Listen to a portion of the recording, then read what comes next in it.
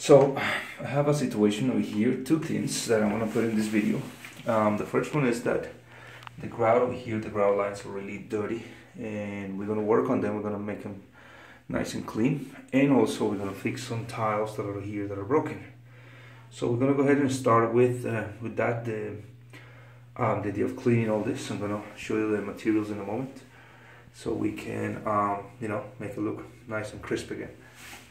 So what we have here is some stuff that are important to be delicate with. The first one that you see here is a little container. We're going to measure with this container. The other one is this acid called muriatic acid. Really important to make sure that you read all the label safety guidelines.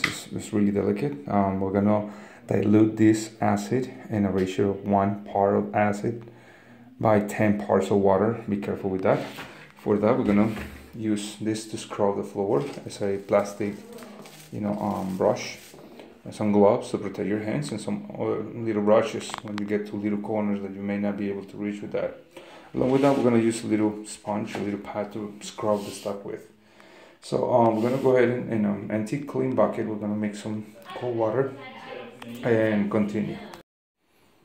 Okay, what you see here now actually is a little bit of a demonstration of what the acid does in a really quick way.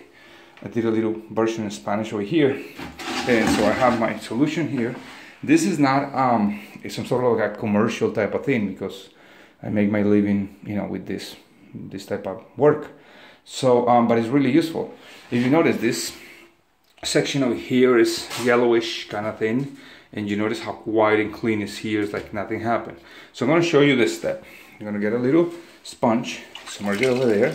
We're going to put a generous amount of liquid. You can see that it's kind of on the surface, right? And almost immediately you can actually use your brushes. Let me show you.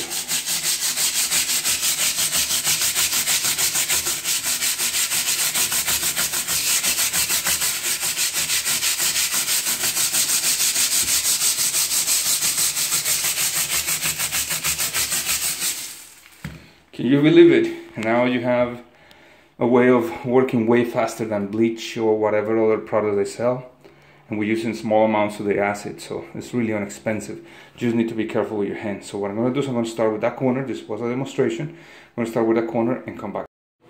You can see now the difference in the floor just from a moment ago in your case. So the idea is that you can go ahead and clean that. If you need to clean it more than once, especially in some little areas, go ahead and do it.